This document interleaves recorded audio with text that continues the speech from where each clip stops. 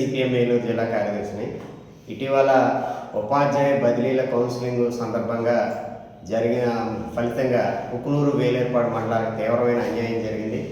అక్కడ 2 మండలాల్లోనూ 41 స్కూళ్ళు చొప్పున 82 స్కూళ్ళు ఉన్నాయి, వివిధ పాఠశాలలు. ఈ పాఠశాలలో మొత్తానికి ఉండాల్సినటువంటి ఉపాధ్యాయుల్లో కేవలం స్కూల్కి ఒక్కరు మాత్రమే మిగిలారు. ఇందులో 100 మంది 125 మంది విద్యార్థులు ఉన్నటువంటి పాఠశాలలో కూడా కేవలం ఒక్క ఉపాధ్యాయుడు మాత్రమే మిగిలాడు. ఫలితంగా 100 మంది 125 మంది విద్యార్థులు కూడా ఒక్క ఉపాధ్యాయుడే మొత్తం వాళ్ళని కంట్రోల్ చేయడం అనే పనికే సరిపోతుంది. ఇక వాళ్ళు ఎవరికి కూడా ఎటువంటి పాఠాలు చెప్పేదానికి ఆస్కారం లేనటువంటి పరిస్థితి.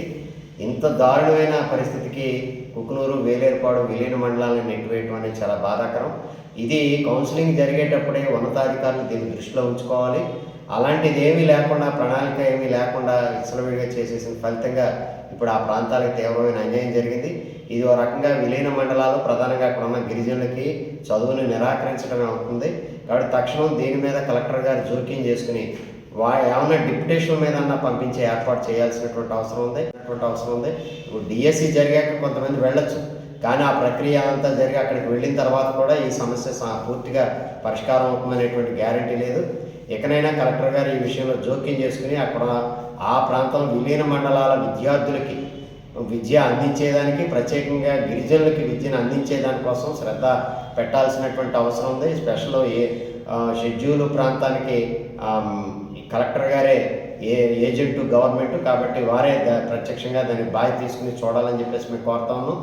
దీనికి ఇకనైనా ఇలాంటి బదిలీలు నిర్వహించేటప్పుడు ఈ ప్రాంతాలకి తగినటువంటి సిబ్బంది ఉందా లేదా చూసుకుని ఆ రకంగా నిర్వహించే పద్ధతి ఉండాలి తప్ప దానికి ఏదో కొన్ని సాంకేతిక అంశాలతోటి వరుసగా చేసుకుంటూ వెళ్ళిపోతే ఆ ప్రాంతాల విద్యకి అన్యాయం జరుగుతుంది. కాబట్టి తక్షణం జోక్యం చేసుకుని ఆ విద్యని అందించే దానికోసం కావాల్సిన మార్గాల్ని చూడాలని చెప్పేసి దీన్ని మళ్ళీ డిఎస్సి కోసం ఎదురు చూడకుండానే ఈరోజే తక్షణం దానికి జోక్యం చేసుకుని ఈ రెండిట్లో ఏ పరిష్కారం వీలైతే ఆ పరిష్కారం, ఒకటి డిప్యుటేషను లేదా రెండవది విద్యా వాలంటీర్లు తాత్కాలికంగా ఏర్పాటు చేయడం అనే పద్ధతిలో ఈ సమస్యను పరిష్కారం చేయాలని చెప్పేసి గౌరవ కలెక్టర్ గారిని మేము డిమాండ్ చేస్తాం.